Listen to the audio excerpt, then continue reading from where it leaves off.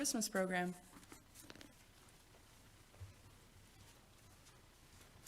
Okay, thank you, Carmen. That's always a fun event for the children, and I think a worthwhile event for the children to be involved in that.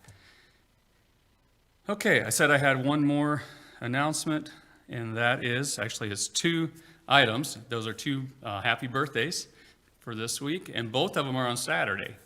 So Mark Rhodes and Sherry Schioter, happy birthday to you, coming up this Saturday. Okay.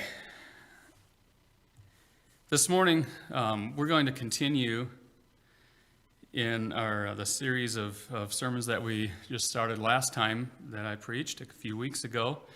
And that is going through the book of Jonah, the story of Jonah. And Jonah is a story that probably all of us remember from when we were little children. After I preached that last sermon, several people caught me afterwards and said things like, "Oh, Jonah was always my favorite story of all the Bible stories that parents or Sunday school or whatever. Jonah was one of my very favorites, or my very favorite story." So it's a story that's well known, and it's a story that I feel like packs a big punch. It has a lot of lessons for us to learn through the story of Jonah. So we're going to continue in that this morning. And last time we looked at the first chapter of Jonah. This time we're going to look at the second chapter of Jonah. And we're going to recap a little bit, and I'm going to hit a few points, maybe go a little bit deeper on a few points that I just kind of put out there last time. And then and we'll look at Jonah's prayer is what it is in chapter 2 of Jonah. So let's just read that chapter, and then we'll go from there. All right, Jonah chapter 2. Then Jonah prayed to the Lord his God from the belly of the fish, saying, "I called out to the Lord out of my distress, and he answered me. Out of the belly of Sheol I cried, and you heard my voice. For you cast me into the deep, into the heart of the seas, and the flood surrounded me. All your waves and your billows passed over me. Then I said, I am driven away from your sight, yet I shall look again." Sorry, I read that backwards. "Yet I shall again look upon your holy temple. The waters closed in over me to take my life. The deep surrounded me. Weeds were wrapped around my head at the roots of the mountains.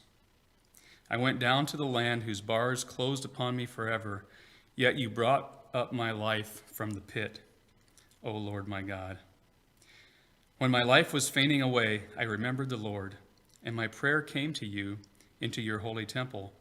Those who pay regard to vain idols forsake the hope of steadfast love. But I, with the voice of thanksgiving, will sacrifice to you. What I have vowed I will pay. Salvation belongs to the Lord." And the Lord spoke to the fish, and it vomited Jonah out upon the dry land. Okay, so to recap a little bit from last time. Last time we looked at chapter 1, and we talked about how that Jonah was a prophet from the area of Galilee, and which is kind of north of Jerusalem there. And he was a prophet of the Lord there. And God spoke to him one day, and he called him to go warn Nineveh that God was going to destroy them if they didn't repent.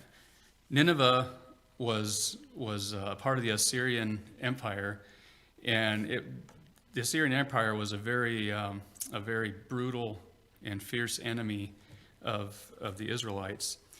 So this is who God was calling him to go preach to, basically.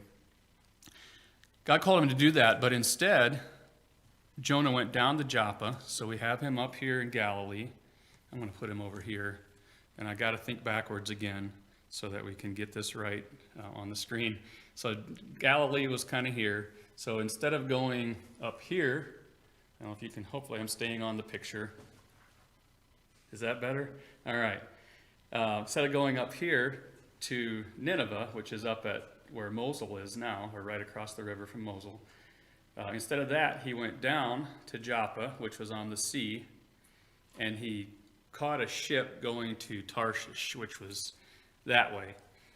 we're not 100% sure where Tarshish was, but more scholars than not, I think that it was in Spain, modern-day Spain. So instead of going that way, Jonah went that way. Yeah, I got that right. I'm thinking on the back side of the map here. God intercepted him. God didn't let him just go that way after he told him to go that way, but he intercepted him with a storm, and it was a violent, violent storm. They were pretty sure they were going down. The sailors were trying to figure out how to save themselves. They were throwing things overboard, trying to lighten the ship so it would be more buoyant and stay on top of the waves. And Jonah was asleep down in the bottom of the ship. Finally, they came and found him and told him to get up. And then they drew straws to see. They were trying to figure out. They were all talking to their gods. And were trying to figure out why this big storm would come upon them. They figured that some god must be angry at them because they believed in lots of different gods. So they went and got Jonah, and then they cast lots. And the lot fell on Jonah, and they asked him, what's the deal here? And he said, well, it's because of me. The storm is because of me, and it's because I'm running away from God. This is putting in my own words. And so they said, well, what do we need to do so that the storm will let up? And he said, well, you have to throw me overboard, and then the storm will let up for you. They didn't want to do that, so they tried everything that they knew humanly possible to be able to survive this storm, but nothing was working. So eventually, finally, they called out. Well, they were afraid of when Jonah told them that he worshipped Jehovah, the God who created the heavens and the earth. They were afraid because they knew that was the real deal, and they knew that God was very powerful. So they were afraid of him, and they didn't want to anger God by throwing his prophet overboard. But finally they did. They prayed to God, and they said, please don't hold this against us. And they threw him overboard. And God, he didn't just let Jonah drown. He sent kind of his own style of submarine, I guess, to save Jonah, to rescue him. That was what the Bible calls a great fish, or it could be translated sea monster. We don't know what kind of sea creature this was, but something big enough to swallow him, because it swallowed him up, and he spent 3 days and 3 nights in that fish's belly. I'm just going to call it a fish because that's what most translations call it. And he spent 3 days and 3 nights in that fish's belly with a lot of time to think. So that's where we find him today. A few lessons that we talked about from last time, and we're going to recap a little bit on these and go a little bit deeper on some of them. But first of all, running from God is a bad idea. Running from God is a bad idea. Second thing I saw there in that first chapter was that our lives and our decisions don't only affect us, they affect other people as well. The third thing that we hit briefly last time was the fact that storms in our lives reveal our gods, reveal who our God is. And the fourth is that God cares about people, even the nasty ones. And I'm going to look at those. Last time we just touched on those as we were closing, but I'm going to look at those in a little bit more depth here this morning. First of all, the idea that running from God is a bad idea. Well, first of all, it's impossible. Running from God is impossible. If we look at Psalm 139, as I was reading what Jonah was saying from the belly of the fish, my mind went to different Psalms. He almost quoted several Psalms there in his prayer. This one came to my mind, where it's a psalm that David wrote. Psalm 139, beginning at verse 1, says, O Lord, you have searched me and known me. You know when I sit down and when I rise up. You discern my thoughts from afar. You search out my path and my lying down, and are acquainted with all my ways. Even before a word is on my tongue, behold, O Lord, you know it altogether. You hem me in behind and before. and lay your hand upon me. Such knowledge is too wonderful for me. It is high, I cannot attain it. Where shall I go from your spirit? Or where shall I flee from your presence? If I ascend to heaven, you are there. If I make my bed in Sheol, you are there. If I take the wings of the morning and dwell in the uttermost parts of the sea, even there your hand shall lead me. That's where Jonah was finding himself right now. He was in the uttermost parts of the sea. Even there, God's hand was interacting with him. God's hand was leading him in his own way. God was pursuing him, not just letting him go. Even there, verse 10, your hand shall lead me, and your right hand shall hold me. If I say, surely the darkness shall cover me, and the light about me be night, even the darkness is not dark to you. The night is bright as the day, for darkness is as light with you. Not only is running from God a bad idea, but it's actually impossible to actually run from God. Wherever we try to run, God is there. Not only that, but God won't let us go. God will continue to pursue us. If you look at Jonah's prayer here, he says, I call out to the Lord out of my distress, and he heard me out of the belly of Sheol, or the grave. I cried, and you heard my voice. He said, for you cast me into the deep. He was saying, God, you are the one who cast me into the deep. The sailors took him and threw him in, but Jonah knew that it was God who had brought him to that place for a reason. Into the heart of the seas, and the flood surrounded me. All your waves and your billows passed over me. Notice Jonah didn't say the waves of the ocean, or the billows or the breakers of the ocean passed over me. He knew that it was God who was doing this thing. He said, all your waves and your billows passed over me. Then I said, I'm driven away from your sight. Yet I shall look again upon your holy temple. The temple was the place where God dwelled. Jonah, in that time, remembered God. First of all, in verse 2 there, it says that he called out to God.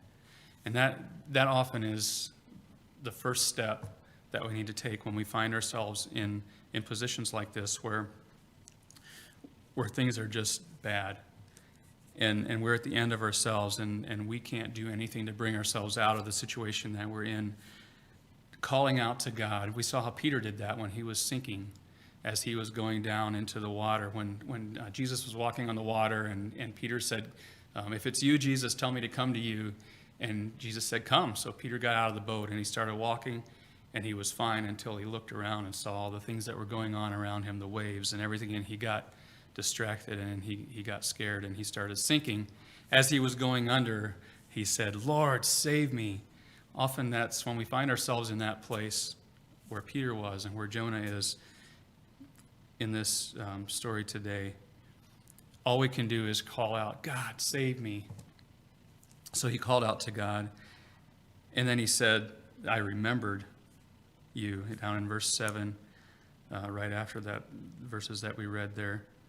He said, when my life was fainting away, I remembered the Lord. There had to be some level of remembrance for him to be able to call out. But I think often we don't even have time to really contemplate about what's going on or about who God is. We call out to him. Difficult times and scary times always bring out, someone said there aren't any atheists in foxholes. There might be a few, but there are very few atheists in times like that where there's nothing we can do to save ourselves. We kind of automatically, I think it's built in us that we turn to God in those times. He remembered then the Lord. And then we see at the end of this chapter, the end of this prayer, where that brought him. So running from God is a bad idea because, first of all, it's impossible. Secondly, God will only pursue us. He's not going to let us just run away from him. And thirdly, when we do that, we only make things harder for ourselves when we try to run away from God. I know I've experienced that in my own life when I've tried to do things my own way instead of doing what I knew in my heart God wanted me to do, I only made my life harder for myself. Jonah went through a very traumatic experience here. As you see, as you read down through there, and I kind of like, actually, the way the NIV translates this chapter, and I'm not going to read the whole thing in the NIV, but it's very dramatic. How Jonah, he's like, I called out to God out of my distress, and he answered me. And he talks about how he cast me into the deep, into the heart of the seas, and the flood surrounded me. All your waves and your billows passed over me. I believe the NIV talks about, instead of the flood surrounding me, I can't remember what it is, but swirling around me. It's very, very descriptive and very active in the way that it describes what was going on here. The waters closed in over me to take my life. The deep surrounded me. Weeds were wrapped around my head and at the roots of the mountains. I like that. He felt like he was way down there at the roots of the mountains. I went down to the land whose bars closed over me forever. He was at the end of himself. He was at the end of his life as far as he knew. He went through a very traumatic experience. In his case, it was because of his disobedience and his trying to run away from God. And I think often we go through traumatic experiences in our lives, difficult experiences in our lives, because of the same reason. Not always, but often, the difficult things that we go through in our lives are there for God to correct us. And like I said, sometimes we bring those things on ourselves, and we need to be corrected because we're too bullheaded to learn the easy way, and we have to sometimes learn the hard way, it seems like.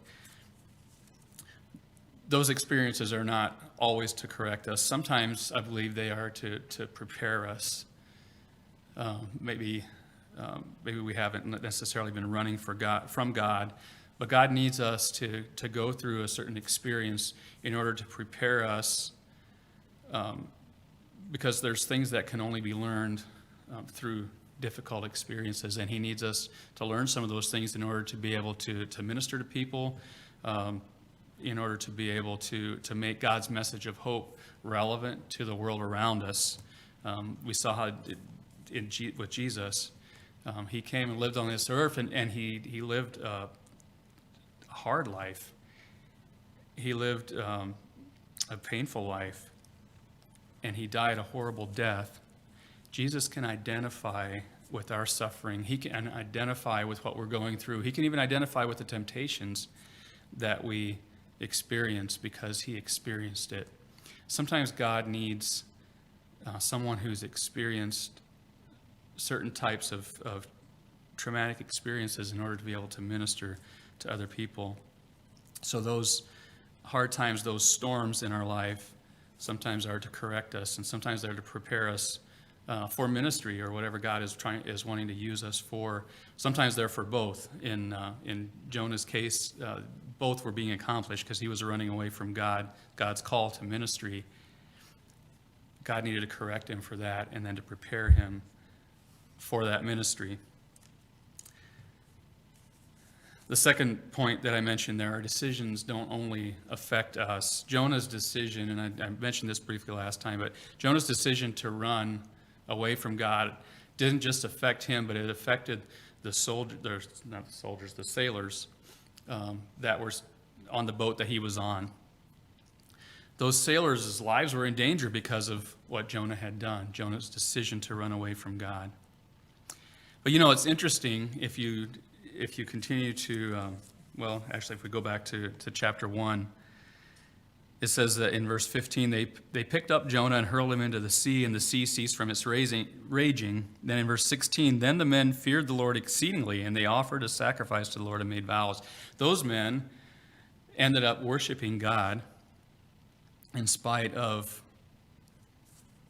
Jonah's bad decision there. It's interesting how that God sometimes uses our boneheaded actions to bring about good and to accomplish what he's wanting to accomplish. So those sailors ended up, because of Jonah's, I guess we could call it a boneheaded decision to try to run away from God. Those sailors, after their lives were put in danger, actually ended up worshiping God God uses sometimes our bad decisions and turns them around and uses them for his good. Interesting thing that Jonah, when they were in the middle of trying to save themselves from this storm and nothing was working, and they went down and found him down in the bottom of the boat asleep. He had the answer to the problem, and yet he was down there sleeping. I had to wonder, is God giving us a picture of the church sometimes? The world desperately needs to hear the message of hope that God has given us to share, us as the church. Are we asleep to opportunities that he's sending our way to share that message of hope? Jonah had it, but he was sleeping. So that message was not accomplishing what it needed to accomplish at that point. Does God need to wake us up? Does he need to send a storm, maybe sometimes, to wake us up so that we can share that message of hope with the world around us? Our world right now needs a message of hope. There's so much fear and just chaos, anxiety in the world around us right now with all the things that are going on. The world needs us as a church to be awake and to be alert for opportunities that God is putting in front of us to share his message of hope through Jesus Christ. The third piece that I had mentioned there was that storms reveal who our gods are. Storms reveal who our gods are. If we go down to verse 8 of our text today, it says, "Those who pay regard to vain idols forsake their hope of steadfast love." And this is one of the verses that I like. I think it's easier to understand maybe the way it's not so completely different, but yeah, just a little different connotation in the way that it's brought out in NIV. It says, "Those who cling to worthless idols forfeit the grace that could be theirs." It sounds clearer to me when it's said that way. Those who cling to worthless idols forfeit the grace that could be theirs. Grace. This word grace that is talking about here is that word chesed, and we talked about that word, Hebrew word, some time ago. I can't remember what sermon actually it was, but we looked at that word. And that grace is it's not something that's deserved. It's positive actions or like blessings that are given to someone who it's unearned, it's undeserved. And from the other end, it's coming from someone who's not obligated in any way, whether legally or morally, obligated to bestow that on someone. That's what Jonah was seeing here. First of all, let's talk about Jonah's gods a little bit. He said, "Those who cling to worthless idols forfeit the grace that could be theirs." And an idol, or a little g god, is anything that we put our trust in over God, anything that we rely on, anything that when it's threatened or taken away, we can't hardly live. We can't hardly live with ourselves. It creates a lot of anxiety in our lives. Jonah's gods, his idols, kept him from obeying God when God called him to go minister to Nineveh. And I don't know what all those things were in Jonah's lives, but some of the things that I see that kept him from going just by reading the story here, I think the big one was his patriotism. Nineveh, like I said, was part of the Assyrian Empire, and they were brutal, powerful enemies of Israel, and they were threatening Israel. So his patriotism, the fact that he was an Israelite, kept him from being able to do what God asked him to do. Maybe part of it was because he was scared. Maybe part of it, it seems like a lot of it may have been the fact that he didn't want them to be spared. He wanted them to be destroyed because obviously that would bring security for the nation of Israel. So his patriotism was, I think, was one of his gods one of his idols that he was hanging on to. I think probably his physical security, like I mentioned, for the nation, but also for him personally. For him to go to that place, like I said, they were brutal people and they were enemies. So for him to go into Nineveh, into the middle of that wicked city, and to say, God's going to destroy you if you don't repent, what were the odds of him walking away from that unscathed? Probably looked pretty slim. So his physical security or safety probably was another thing that kept him from following God's call on his life. So that was another idol for him. Probably his reputation. If all his countrymen found out that he's the one who went and preached to Nineveh and then they were saved, that probably didn't help his reputation any. And his comfort. It was a very uncomfortable thing for him to go and do this thing that God was asking him to do. And we could probably go on, and I don't know what those things are for you, but I think each of us have things in our lives that we put a lot of weight on, and that we maybe rest on even more heavily than we do on God, because when those things are threatened, we become angry, we become very, very anxious, we can't hardly live with ourselves, those kinds of things. So we need to make sure that we identify what those idols are in our lives and smash them, get rid of them. Because with those idols in our lives, Jonah's saying here, we don't experience the grace that can be ours. We don't experience just the security even and the comfort that God brings, and we don't experience his grace. Jonah hadn't understood God's grace in that first chapter. He was definitely not understanding God's grace.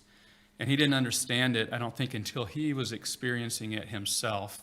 And I think it's hard for us maybe impossible for us to understand God's grace until we experience it ourselves. When we experience God's grace in a very real way, it's life-changing. That's what changes our hearts. We can try to do all the right things, follow all the rules, check off all the boxes, but until we experience God's grace in a very real way in our lives and start understanding it, that's where life change, that's where heart change begins. How do we know that he didn't understand God's grace? Well, he didn't, first of all, want to see good come to Nineveh. He was not in a place to be able to extend grace to the people of Nineveh. Now, as he was beginning to see God's grace, and by the way, Jonah was still in the belly of the fish. Jonah wasn't out on dry ground yet. Jonah didn't know what was going to happen in the end, but he knew that God had snatched him out of the deep and that something was happening, because this was not a normal, ordinary thing that was going on where a fish swallows you up when you're tossed into the sea. So he knew that God was at work, and he was ready to trust God and what God was doing because he was understanding God's grace. And now he was becoming more and more ready, prepared to share the message of God's grace with the people that God was calling him to share it with. And notice what happened. At the end of that, we see a progression going on throughout this prayer, and at the end of that prayer, he's saying, I lost my spot, those who pay regard to vain idols forsake their hope of steadfast love. He was understanding that. And he says, but I, with the voice of thanksgiving, will sacrifice to you what I have vowed I will pay. Salvation belongs to the Lord.